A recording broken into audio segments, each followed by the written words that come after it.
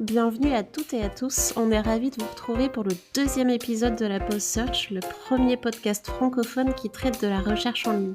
Nous sommes le 12 avril, je suis Alice et je suis accompagnée d'Arnaud. Salut Arnaud. Hello Alice, bonjour tout le monde. Donc vous n'avez pas le temps de suivre toutes les évolutions car vous êtes déjà bombardé d'emails et vous avez trop de flux RSS à lire. La pause search se charge de vous sélectionner les informations importantes sur le sujet et de vous les livrer dans vos oreilles dans un format accessible et facile à digérer. Si vous aimez ce que vous allez écouter, n'hésitez pas à nous laisser 5 étoiles sur Apple Podcast ou Spotify, partagez le podcast autour de vous ou contactez-nous pour nous faire part de vos suggestions. Donc aujourd'hui on va parler de ChatGPT, Google, Perplexity et on échangera ensuite sur le changement de carrière depuis le métier du search avec notre nouvelle invitée. C'est parti.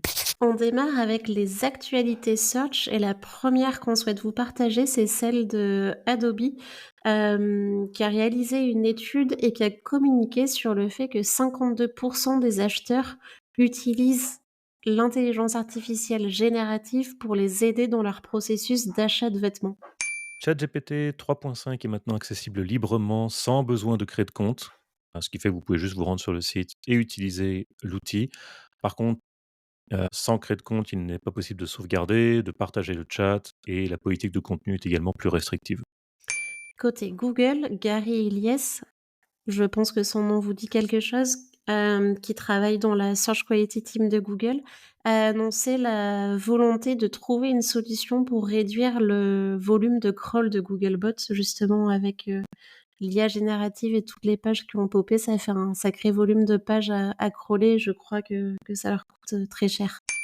On passe à YouTube maintenant. Donc l'utilisation des vidéos YouTube pour former le générateur de texte en vidéo d'OpenAI constituerait une infraction aux conditions d'utilisation de la plateforme, a déclaré Neil Mohan, le PDG de YouTube. Côté moteur de recherche, cette fois avec Perplexity, le couteau suisse qui utilise l'intelligence artificielle, il prévoit d'afficher des ads directement dans ses résultats. Artifact, qui est un système d'agrégation de news aidé par de l'intelligence artificielle, est racheté par Yahoo. Leur site n'affiche d'ailleurs qu'une simple page depuis le 2 avril. C'est tout frais, TikTok lance TikTok Note, pardon, une copie conforme d'Instagram avant l'ajout des vidéos dans le feed. Pour concurrencer Instagram, justement, ils ont aussi l'intention de laisser la place au texte, a priori sous la forme de tweets, donc une forme hybride entre TikTok avant et Twitter X, on ne sait pas trop quand. Et on va terminer par Google à nouveau. Donc Google considère éventuellement de mettre certaines features d'intelligence artificielle en premium sur son moteur, ce qui serait une première parce que jusqu'à présent le moteur était accessible gratuitement. Et il se pourrait du tout que Google considère le fait de faire payer certaines fonctions, de son moteur. Donc c'est un peu la news qui a fait pas mal de bruit. Qu'est-ce que tu en penses de tout ça, Alice? Je suis assez surprise que ce soit dans leur réflexion parce que, je me dis quelle est leur légitimité à faire, payer pour des résultats qu'ils ont scrapés et qui quelque part leur appartiennent pas. Je sais que c'est difficile pour eux de remettre en question leur business model parce que là, Google Ads a un peu mis à mal avec, la SGE, mais c'est intéressant de voir que le pavé est lancé. Je suis curieuse de voir ce que ça va donner. Est-ce que toi, tu serais prêt à payer pour ce genre de feature? Je sais pas vraiment si je serais prêt à payer pour ça. Après c'est clair que l'IA, ça bouffe énormément de ressources, donc ça coûte cher à chaque fois de générer des réponses qu'utilise ce système. Quand on voit le nombre de personnes qui utilisent Google chaque jour, je comprends pourquoi, ils voudraient pas nécessairement garder ça gratuit. D'ailleurs, en ce moment, ils continuent de tester les différentes façons d'afficher la SGE, pardon. En tout cas aux États-Unis, je vois régulièrement des nouveaux changements dans le template, mais c'est vrai que ça serait une première. Est-ce que je voudrais payer pour ça? Dans l'état actuel, clairement pas. Maintenant, reste à voir comment ça va ça va évoluer. On continue avec la nouvelle entrevue de cet épisode, qui va avoir lieu avec Marjorie Mondon, qui est développeuse chez, CBC Radio-Canada. On accueille donc Marjorie aujourd'hui pour l'entrevue de cet épisode. Donc, bonjour Marjorie. Bonjour Arnaud, bonjour Alice. Hello. On est su on est vraiment content de t'avoir. Donc, aujourd'hui, avec Marjorie, on va parler changement de carrière, en fait, puisque Marjorie travaillait dans le search avant et elle a migré vers, une carrière pas mal différente. Du coup, on s'est dit que ça pouvait être une expérience très intéressante à partager, durant ce podcast. Mais du coup, peut-être avant de démarrer, Marjorie, est-ce que tu pourrais te présenter en quelques mots? Je suis une, Française, qui a immigré, au Canada, en 2012. J'ai, fait des études dans le marketing et la communication. Je suis tombée dans le SEO par hasard, en 2006 de mémoire, quand je travaillais à Londres, en Angleterre et j'ai décidé en 2018-2019 à peu près, un peu avant la pandémie, de faire un changement de carrière. Et je suis devenue, développeuse. Est-ce que Hey! tu peux nous dire justement ce qui t'a motivé à faire ce changement de carrière? Est-ce qu'il y a une raison en particulier qui t'a fait, qui t'a donné envie de changer? Alors oui, il y a en fait, s'il y avait qu'une raison, ça serait simple, mais il y avait plusieurs raisons. Depuis très longtemps, moi, je suis quelqu'un qui m'ennuie, très rapidement. Le SEO, c'était comme parfait. Pourquoi? Parce que ça changeait tout le temps, on faut se tenir, à jour. Donc je m'épanouissais, bien dans ce métier-là. Ce que je faisais pour, en fait, contrer, l'ennui en général, bah, je changeais de pays ou d'entreprise. Au final, en 2018, j'ai fait, je vais pas dire un burn-out, mais c'est pas du tout ça. C'est, plutôt, j'étais un petit peu perdue. Je savais plus vraiment, ce que je voulais faire. J'avais, à cette époque-là, j'étais, à mon compte. Donc, les clients, s'enchaînaient, il y avait pas de problème avec ça, mais je m'ennuyais parce qu'effectivement, le search, c'était toujours, les basiques, au début et puis, bah, c'est ça après, pour aller, plus en profondeur, innover et tout et ben, il fallait que les clients aient de l'argent et envie et puis, ça fonctionnait entre guillemets «jamais». Je m'ennuyais, je me posais beaucoup de questions, puis, je me suis dit: «Bah, je vais aller voir une conseillère d'orientation, voir, si, cet ennui, je peux, effectivement, le transformer, peut-être dans une autre carrière». J'ai donc, été voir une conseillère d'orientation, on a fait plein de tests et tout, puis, moi j'étais vraiment ouverte à tout, hein, que ça partait de, la comptabilité à policière à voilà, j'étais, très, très ouverte à ce moment-là et puis finalement, bah, le développement, ça s'est, mis comme sur mon chemin comme étant, une des possibilités et la bonne parce que ça répondait à plusieurs aspects qui étaient importants pour moi. Un métier qui évolue, un métier où, bah, effectivement on s'ennuie pas, si on s'ennuie, on peut apprendre un autre langage. Il y a vraiment beaucoup, beaucoup de choses à faire et à apprendre et puis voilà, je me suis lancée là-dedans, pour, aussi faire un petit, comment dire? Hem, pour comprendre mieux pourquoi, j'étais dans cet état d'esprit-là en 2018-2019. Bah, déjà d'une, j'étais enceinte en 2018, j'ai accouché, début, 2019. Je le savais pas à l'époque, mais je l'ai appris, récemment. J'ai été identifiée, HPI, donc haut potentiel intellectuel et ça quand, on n'est pas identifié, dans l'enfance, on vit comme une sorte de bouleversement à l'aube des 40 ans, donc je révèle mon âge en même temps et donc en fait, tout ça s'explique très bien sur le fait de pourquoi moi je m'ennuie tout le temps, enfin je m'ennuie tout le temps. Je m'ennuie assez rapidement et puis que j'ai besoin d'être challengée et de sortir un petit peu, des sentiers battus. Donc voilà, je me suis lancée là-dedans. J'ai fait une formation à un AEC, c'est une attestation d'études collégiales donc à Montréal, en programmation orientée objet. J'ai fait cette, AEC donc à temps plein, et j'ai commencé, en octobre 2019 pour vous signaler juste avant la pandémie. Donc mes études se sont continuées jusqu'à, 2021, chose que j'avais pas vraiment prévue. Je voulais une une formation courte et rapide parce que moi je voulais être rapidement dans le vif du sujet. Effectivement, même si le SEO évolue, en fait, tes clients, les clients que tu avais, même si tu en avais beaucoup, ils te limitaient, en fait, dans le sens où tu avais l'impression de faire encore plus souvent la même chose. Donc même s'il y a une certaine redondance dans le métier, tu avais pas vraiment la possibilité d'explorer et tu avais besoin un peu d'essayer quelque chose de nouveau. Donc clairement, le développement, oui, c'est quelque chose d'assez différent. Alors, tu as fait cette formation, mais qu'est-ce qui a été le plus difficile durant cette transition pour toi? Alors, le plus difficile, c'est, effectivement, bah, de se remettre, finalement, au au bas du début de la carrière. Très sincèrement, je me rappelle quand, je cherchais du travail après mes études, c'était compliqué parce qu'effectivement tout le monde demandait de l'expérience et tout ça et finalement c'est un petit peu,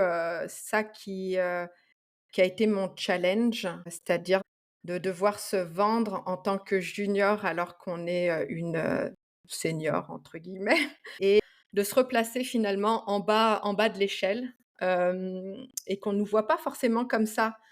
J'ai aussi, dans les difficultés, dans mes difficultés à moi là, personnelles, un manque de confiance en moi avec, un beau syndrome de l'imposteur. Résultat, j'ai toujours ce syndrome de l'imposteur sauf qu'aujourd'hui c'est complètement, légitime. C'est-à-dire, je suis, nouvelle dans le métier, donc j'ai plein de choses à apprendre et c'est normal si je ne sais pas et ça c'est quelque chose qui est difficile pour moi parce qu'effectivement avant je l'avais ce syndrome de l'imposteur, dans le search mais je le vivais quand même plutôt bien parce que j'avais quand même les connaissances et les compétences. J'ai aussi, bah, fait mes études pendant la pandémie, donc enfermée avec, à la maison, 2 enfants de Ouais. 1 an et 4 ans. Mon conjoint travaillait à temps plein et moi je faisais des études à temps plein. Donc autant vous dire que les journées étaient très longues. Une fois que j'ai été diplômée, bah, après c'est les obstacles, c'était aussi, bah, dû à moi-même, à ma personnalité, le fait que je doutais de moi, que je voulais être parfaite et je voulais être, très compétente tout de suite et et il faut le reconnaître, on peut pas être très compétent, au début. On a tout à apprendre. Résultat, j'ai mis du temps avant de trouver un emploi et sincèrement, ce temps-là, ça a été difficile. Il y a aussi une conjoncture actuelle, hein. Le domaine de la techno est un peu en crise. Il y a des licenciements, dans toutes les entreprises. Donc, c'est sûr que quand on peut embaucher un senior au prix d'un intermédiaire, bah, c'est mieux que finalement embaucher, une junior. Je pense que ça vient aussi de là, les difficultés. Le plus difficile finalement, c'est de se redonner confiance. Changer de niveau en termes de compétences et avoir confiance en soi, se dire qu'on va apprendre, quoi. Et du coup, tu dis que ça t'a pris un certain temps pour retrouver un emploi. Est-ce que tu peux me dire si ça se comptait en semaines, en mois ou ça a pris plus d'un an, tu sais? Juste par curiosité, en fait. Ouais, alors, moi j'ai été diplômée donc en juin 2021. Ensuite, je suis partie, en vacances. C'est bien, il faut se reposer un peu. Bah, après j'ai cherché un boulot, et non, je n'ai pas trouvé. Bah, écoute, j'ai fait des contrats. J'ai continué à faire des contrats sur le côté, en PPC et en SEO. Pour le développement, je trouvais pas de contrat. C'était impossible et au final, on est à l'été 2022, je suis repartie en vacances. Non, là, plus sérieusement, je suis vraiment partie en vacances, dans le sens où, on est rentré en France, et on est resté 6 semaines, parce que ça faisait 3 ans qu'on n'avait pas vu, ma famille et donc c'était important pour moi et après ces vacances-là, je m'étais dit: «Ben, là, maintenant, c'est soit je trouve un boulot dans le développement, donc septembre 2022, soit je retourne en arrière, soit je trouve un autre plan. Enfin, c'était vraiment un gros Mmh. questionnement. Septembre 2022, je me suis finalement, inscrite à un bootcamp pour, me remettre dedans, pour, reprendre confiance en moi, qui a duré donc, 3 mois, à peu près et puis, ensuite quand, en janvier, je me suis remise sérieusement à chercher du travail. Là, ça écoute, j'ai commencé, des entretiens d'embauche et là, ça a pris 6 mois avant de trouver un boulot dans le développement. Mais, dans cette période-là, je suis arrivée à faire des contrats dans le développement. J'ai complètement arrêté le SEO et le OK, PPC. c'est Je bien. ne prenais plus de clients à ce niveau-là et je suis arrivée à faire, 2-3 contrats en développement, donc surtout, bah, du support, puis c'était par, connaissance et quand j'ai commencé à passer, des entretiens, j'ai été effectivement embauchée en août. Donc ça a pris quand même 6 mois, bien pour, trouver un emploi. OK. Ouais, non, ça prend du temps quand même. Ça prend du temps, puis, c'est dur pour le moral parce que là, je me disais: «Bah, qu'est-ce qui va se passer?» J'avais pas, envie de revenir, dans le search. Pas que je n'aimais plus, mais parce que pour moi, c'était, reculer Mmh. et j'avais envie d'avancer dans le développement. C'est ça qui me faisait envie. Tu dirais que les connaissances que tu as acquises en SEO technique, elles t'ont aidé pour, dans tes entretiens? Ou est-ce qu'elles t'aident encore aujourd'hui dans certaines tâches que tu as à faire? Alors, je vais te dire très sincèrement, ça m'aide absolument pas. Pourquoi? Parce que enfin absolument pas, tout simplement parce que déjà d'une, dans mes entretiens, je voulais le moins possible me vendre, comme SEO. Pourquoi? Parce que pour moi, c'était important de passer à une autre carrière et j'avais ce besoin de me dire, «Non, on va m'embaucher comme développeuse et pas comme: "Oh, quelqu'un qui est capable de faire, les 2, c'est génial", parce que moi, je veux apprendre, le développement. Je suis encore, et toujours junior, donc ce n'est pas vrai que, on va se dire que: «OK, cette personne-là, elle est compétente pour faire les 2». Aujourd'hui, là, dans mon métier, j'utilise le SEO, donc c'est drôle, hein, parce que j'ai été embauchée pas principalement, mais parce qu'effectivement, je répondais à beaucoup de critères, c'est-à-dire, une développeuse, avec, des connaissances SEO, aussi, en Google Analytics, donc pour eux, j'étais, comme une licorne. C'est-à-dire que je combinais tout et l'entreprise pour laquelle je travaille, c'est une entreprise pour moi, de rêve, c'est-à-dire que c'était vraiment, heu, quelque chose d'important pour moi de rentrer dans cette entreprise et donc j'ai été prête à, comment dire?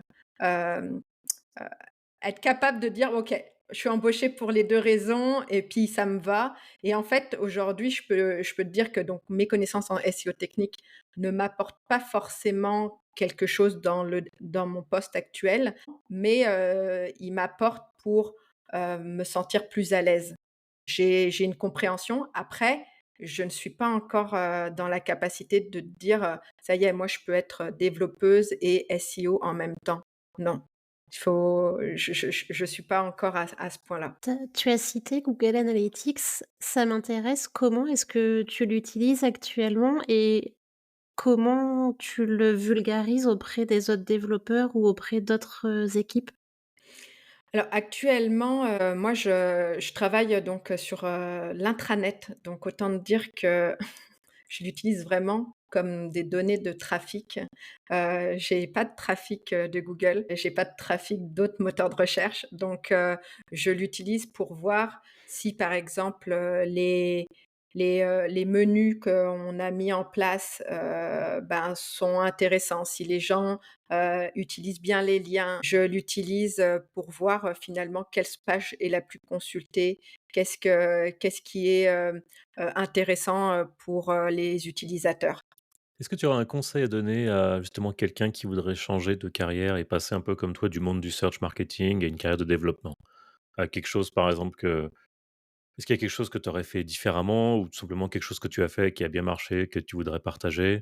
Donc un de mes conseils, ça serait, bah, de déjà commencer en fait à apprendre à coder, à faire des petits jeux, à voir, si on a vraiment, de l'intérêt, pour la programmation. Si, on est à l'aise avec, cette, manière de penser, parce que c'est une nouvelle manière de penser aussi. Mon conseil, c'est vraiment, bah, d'entrer puis de pratiquer. La pratique, au maximum, puis c'est un conseil que je me donne aussi à moi. C'est-à-dire que, heu, il faut jamais arrêter de coder et d'apprendre finalement à, à réaliser, des petites choses, mais au moins que ça soit fonctionnel. La beauté du développement, si on fait du développement web, par exemple, si on est dans le front-end, ben, on peut voir, tout de suite le résultat et c'est chouette. C'est quelque chose, où on peut prouver et se monter finalement, un portfolio, montrer ce qu'on sait faire. Donc ça serait mon conseil, avant de se lancer finalement dans des études, de voir si, l'intérêt vraiment est là.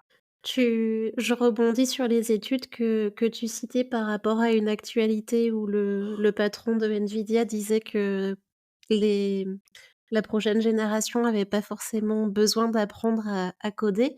Je serais curieuse de savoir, est-ce que toi tu utilises, ChatGPT dans ton quotidien ou enfin une autre IA générative et si oui, pour quel type de tâches? Alors c'est très marrant Alice que tu me poses cette question. Moi, j'utilise pas du tout, l'intelligence artificielle pour coder. Pourquoi? Parce que moi j'apprends à coder donc je veux pas que, je veux pas qu'un outil me dise quoi faire. Ensuite, je pense que, effectivement l'intelligence artificielle va aider les développeurs.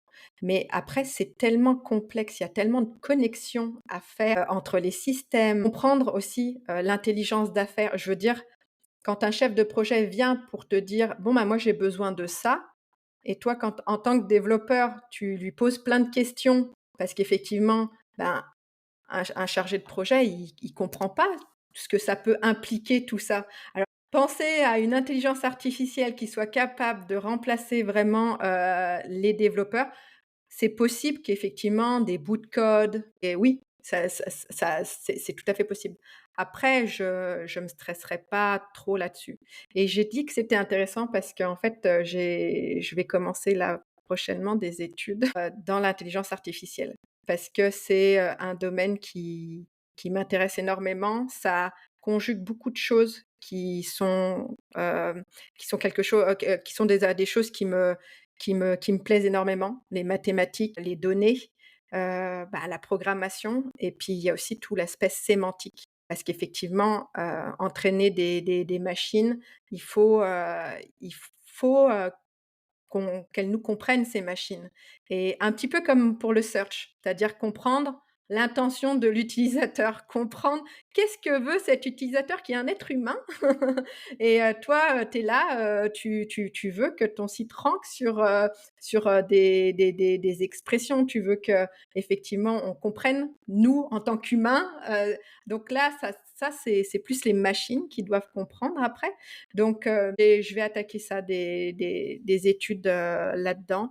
Je ne sais pas du tout si ça va si sur quoi ça va aboutir, mais je pense que l'intelligence artificielle, en tout cas, a beaucoup à nous apporter. Il faut pas en avoir peur, mais faut pas non plus se dire que ça va remplacer, que ça soit des personnes, dans le SEO, des rédacteurs, des développeurs. Effectivement, je partage aussi cette pensée. C'est vraiment un assistant, pour te faciliter la vie, mais tu fais pas tout avec, c'est pas non plus, magique et comme tu l'as dit, l'intelligence artificielle, elle est là maintenant, donc il Mmh. faut qu'on gère avec.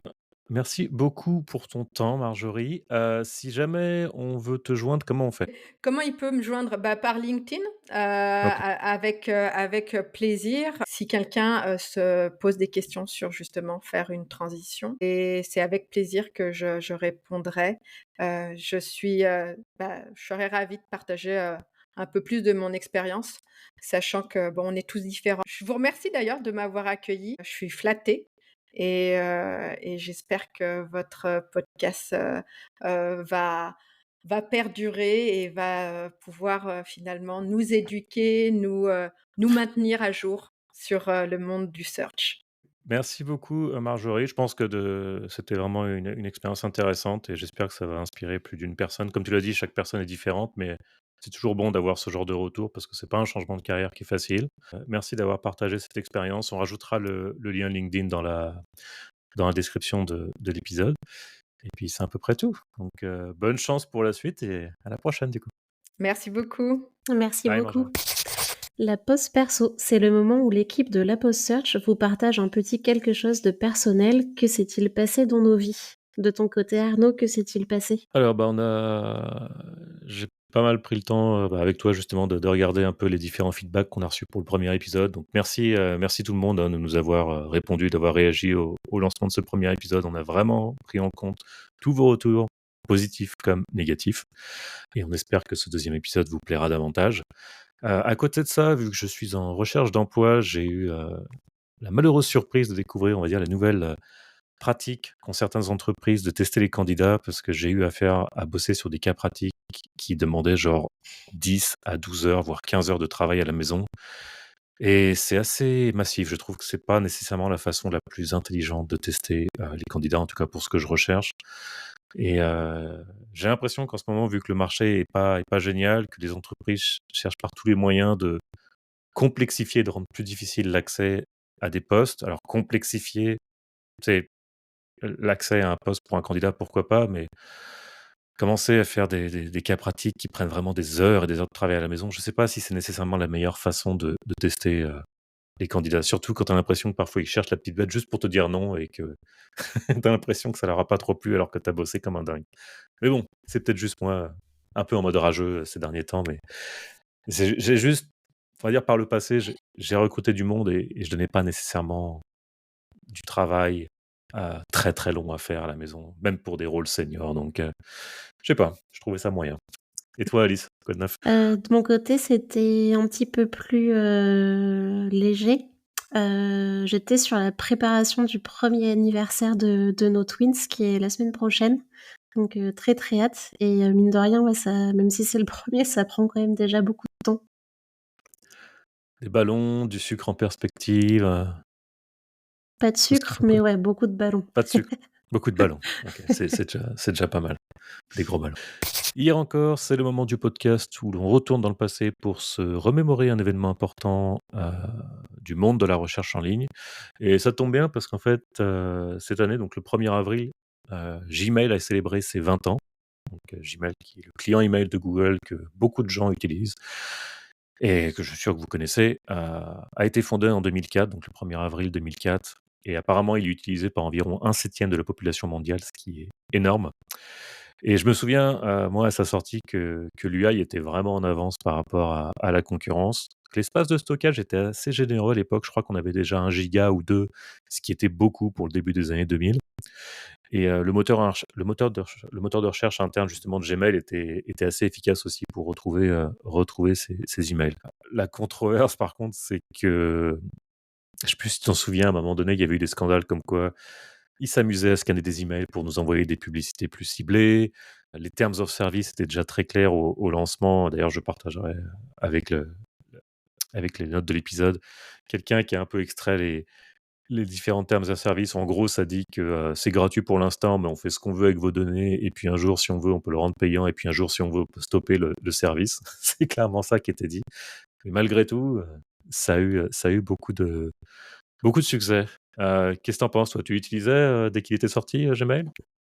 Je l'ai utilisé pardon, je l'ai utilisé assez rapidement et c'est rigolo parce qu'il y a quelque temps, j'avais fait des recherches sur les projets d'intrapreneuriat dans les entreprises et en fait, Gmail, ça en est un et du coup, les terms and services, le fait qu'ils disent que ça peut être, shut down à tout moment, je pense que c'est justement dû à ça.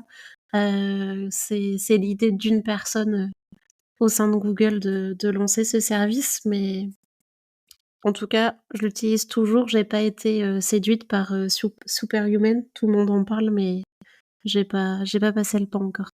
Il y a une version payante qui existe de Gmail? Pour le Non, hein, c'est que Heu, gratuit.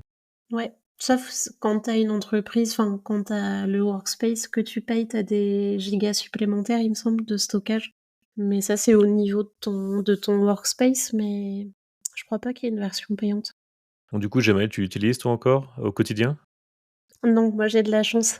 Tout passe par Slack. Je crois que j'ai toujours, Tout passe par ça. Gmail ouvert par vieilles habitudes, mais je dois recevoir un mail toutes les 2 semaines. Enfin, je mets de côté les newsletters auxquels je m'inscris, mais ça, c'est un vrai plaisir de ne passer que par Slack et de plus avoir de mails, je suis assez Alors du coup, contente de pour, ça. tes tes tes trucs administratifs et tout, même pas Gmail, tu utilises autre chose? Parce que bon, Slack, j'imagine ça marche pas? Après le reste, moi je suis très friande des SMS ou d'avoir des notifications, par WhatsApp, genre pour le suivi de commandes, des choses comme ça.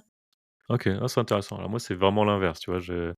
J'aime pas qu'on m'embête sur mon téléphone, donc je désactive toutes les notifications possibles et au niveau email, j'utilise un ProtonMail depuis quelques années qui fait bien le travail. Je paye pour le service, mais c'est pas trop cher et le calendrier est pas trop mal fichu et généralement, j'envoie tout là-dessus.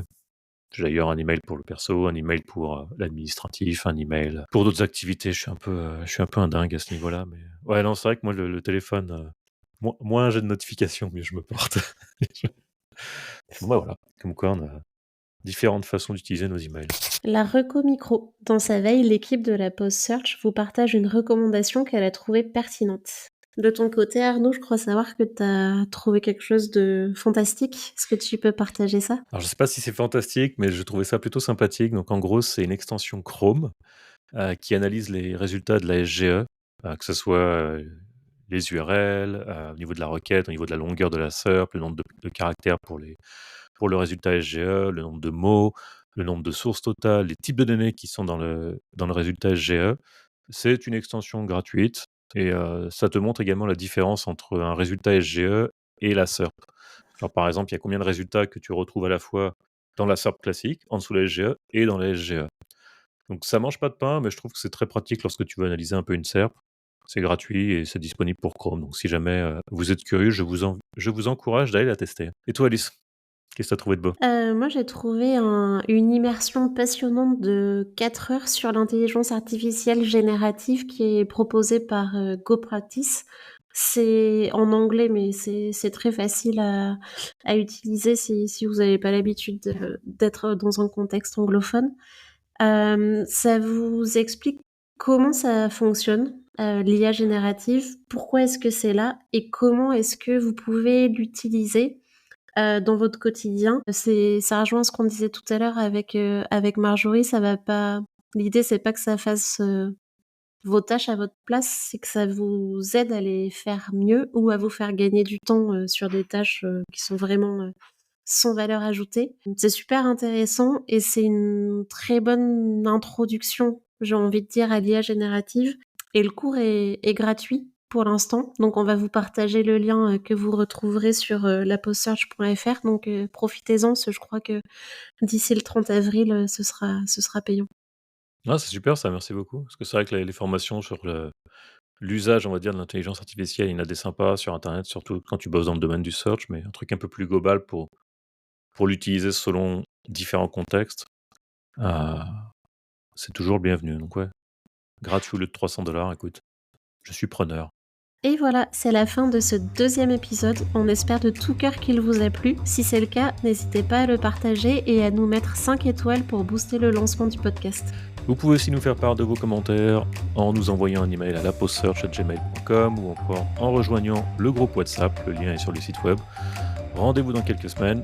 Ciao ciao tout le monde! Ciao ciao!